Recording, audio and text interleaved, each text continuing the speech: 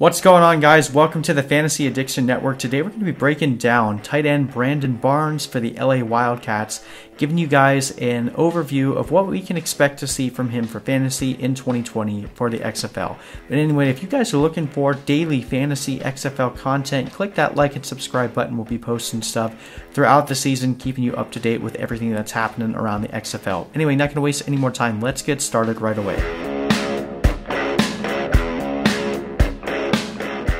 Alright guys, so as we said, we're looking at Brandon Barnes today.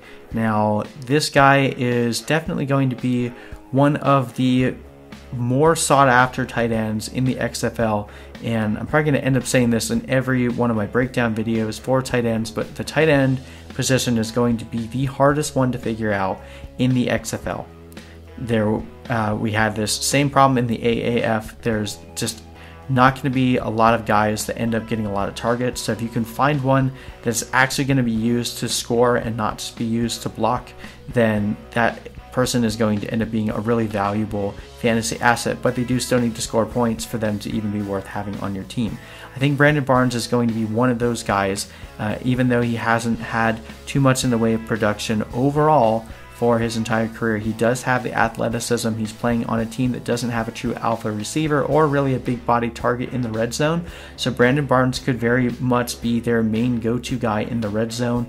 And again, those 1, 2, and 3-point conversion plays are going to be very crucial in fantasy because of the extra point value that they offer. So Brandon Barnes is going to be, probably a little bit more boom bust than you'd want for a higher pick, but he's going to end up being warranting a higher pick just because of his ability to produce in an offense that's going to throw the ball a lot with Josh Johnson. Now, in terms of his metrics, not incredibly quick, but decent for, about middle tier for a tight end. Decent speed and burst score and a really good catch radius, 96 percentile arm length, so he has a ridiculous wingspan, pretty big guy, so definitely going to be used to block as well. But 25 years old, finally should be coming on.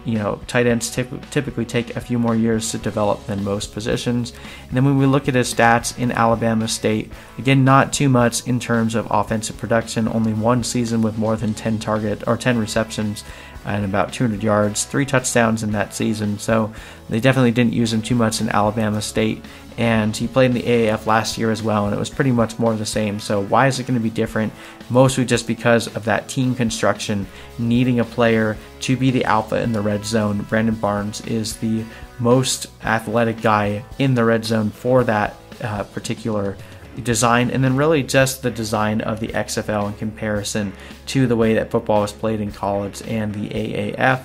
It's going to be designed more for passing than running, so run blocking tight ends are not going to be as valuable, but this guy was drafted pretty highly by LA. I do think that Brandon Barnes will end up seeing a bit more usage in the passing game that he's seen in previous experience across his football career. So that's why I have Brandon Barnes ranked decently high, but overall we're kind of taking shots in the dark at tight ends, just trying to find guys that are actually going to be used consistently in the passing game. And I think Brandon Barnes is one of 4 guys that actually fits that mold. Anyway, thank you guys so much for watching. If you're looking for rankings, click the link in the description. You can download mine for free, or go to fantasyaddictionnetwork.com to get those until the season starts. We'll be updating those pretty much daily. And then also, if you guys are looking for daily fantasy and XFL content, click the like and subscribe button to get subscribed to our channel. We'll be posting stuff throughout the XFL season, keeping you up to date on everything that's happening around the XFL. Again, thank you so much for watching, and I'll see you in the next video.